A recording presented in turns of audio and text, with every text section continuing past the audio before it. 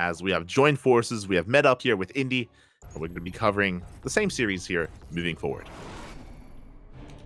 And here we go. Spawning in the bottom left-hand corner of Hecate, we have the Polish Protoss player, the red Protoss representing Storm Gaming. It is Gerald. And spawning in the top right-hand corner, currently down in this series, but not out, not by any means, representing Berserker Esports, is the Polish Protoss player. It is PAPI.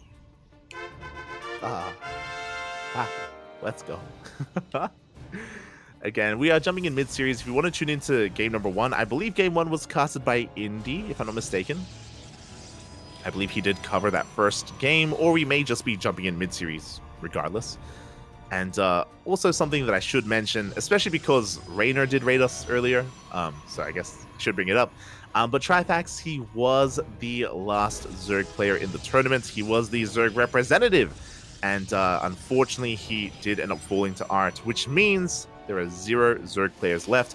Exclamation mark Funada a laser in the chat, because a laser, he was here in the first edition 2 weeks ago, and he signed up, but he did not check in to this tournament. So a laser is not going to be a part of this week's edition, as I guess something came up. Hopefully nothing too serious. Hopefully everything's okay. Maybe he just slept in. I don't. It's possible. It's possible. But alas, Trifax was the Zerg hope for Polonia, and alas, did end up falling. So now only Protoss and Terran. Or I should say Protoss and 1 Terran. Spirit. As we're getting into this, and as we should expect on a map like Hecate, we have 2 gate openers from both PAPI and Gerald. Gerald is going for a proxy, though, here on the bottom right-hand corner of the map, looking like a proxy Stargate location. We could be fancy. We could go wild and go for a proxy Twilight Council and a Dark Shrine, which would be insane, but very possible. Oh, there we go. As we're not that crazy, it's going to be a Stargate instead.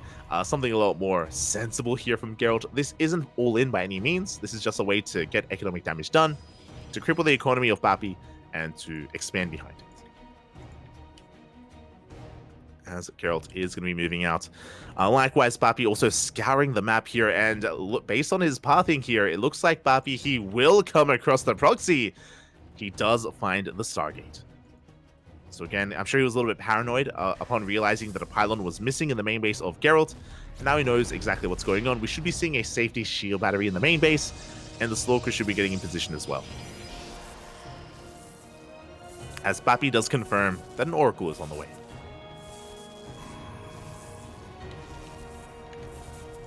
There it is, the shield battery in production as well. Of course, an Oracle can't really out DPS a shield battery, or a shield battery does buy a lot of time. As the Stalkers have arrived, and the Oracle's not even going to come out. Oh my god, PAPI shutting it down completely here. But we have a very cheeky probe coming in, and Gerald, he will repower this as soon as PAPI... He's coming back! He's coming back to check! Oh my god. He's crazy. He does come across 2 pylons now thrown down from Gerald, and with 2 pylons, I think he's going to be able to repower this and make that Oracle across the map. Adepts are threatening their shades, trying to bust into the main base, but alas, they will not find the way in. They will be shut down. Meanwhile, it looks like the Oracle does come out. The pylon falls. Well, the Oracle has arrived. And do we have enough at home to defend? 2 probes do go down. Adept makes it into the main base as well. But we don't commit to the shade, and the Oracle is going to be zoned away. Oh, meanwhile, it looks like PAPI was on a bit of an attack move there. He did a lot of damage to the Stargate, which means the second Oracle comes out as well.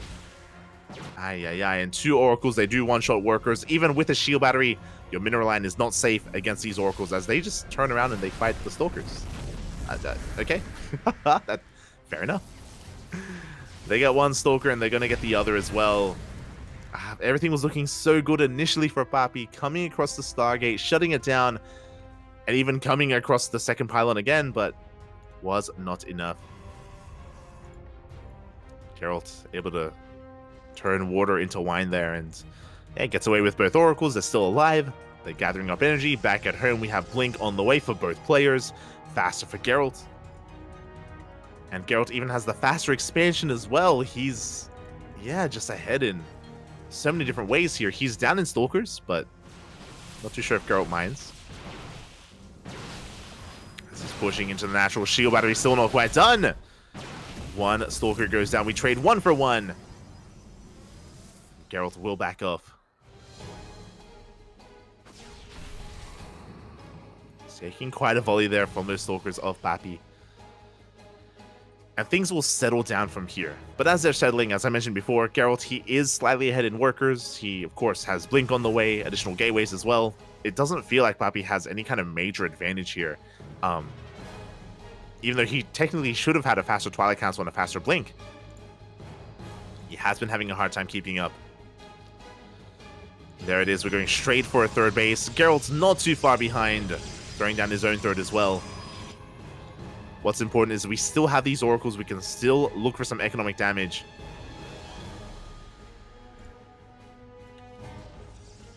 As the game is going to settle from here. Our players just focusing on expanding, taking their thirds, saturating their bases. You see PAPI going for a Robo. With this Robo, he could, other than working towards detection, of course, work towards Immortals as well to help bolster his forces. Oh, and Gerald, he is setting up here. Stasis traps being thrown down. He does have eyes on this third base, and he's looking to force a cancel.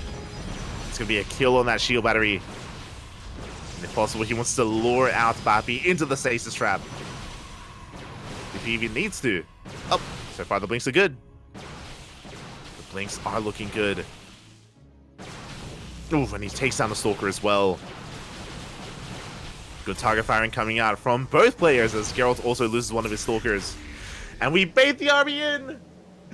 The Blink gets caught, the stasis goes off, and now Gerald, he can just lay siege upon this third base, and we're not going to be able to hold on to it. The Stalkers are going down, the third is compromised, and the third will fall.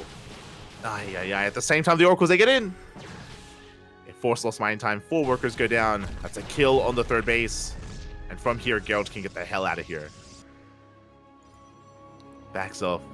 Oracles looking for more damage, and they're going to find it. PAPI being pulled apart.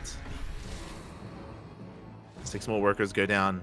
Gerald's rotating over towards the third base once again, but there is an Immortal. With said Immortal, PAPI is going to be able to hold. Behind this, Gerald, he's happily mining here from his 3 bases. Working on +1. Charge. Anything and everything. Gerald just getting further and further ahead. Now, in PvP, there are certain comeback mechanics. You know, things like a Dark Shrine or rushing into Disruptors, Purification Novas. There are ways to come back. Even Adept Harass. You don't have to get too fancy. Even a couple of Adepts shading into a Mineral Line, they can win you the game. But Gerald needs to calm down. As he gets 4 more. He's not making this easy, PAPI. Not making it easy. More workers go down. We dive on the Immortal. Immortal falls almost instantly. There is no shield battery. There is no overcharge. GG gets called. It's just too much. And Gerald will take the series 2-0, advancing on to the semifinals. GG. GG. Well played. My condolences to PAPI. Oh, my condolences. But, you know, he did well for himself. He took down Jomek to make it into the quarterfinals. And losing to Gerald, I mean, you know, there's nothing to really be ashamed of when it comes to that, because Gerald, he is last week's runner-up. We didn't get to mention it, but last week, a Laser did compete in this event, and he didn't even make it to the semis. Gerald stopped him in his tracks, as Gerald actually made it, or knocked down a Laser in the semis and advanced on to the grand finals instead. So yeah, he's a terrifying player in his own right, and he's looking to make another finals run again. We'll see if he can. For now, we're going to be taking a break from the lower semis, and we're going up towards the upper semis, as up next we have Spirit versus Art.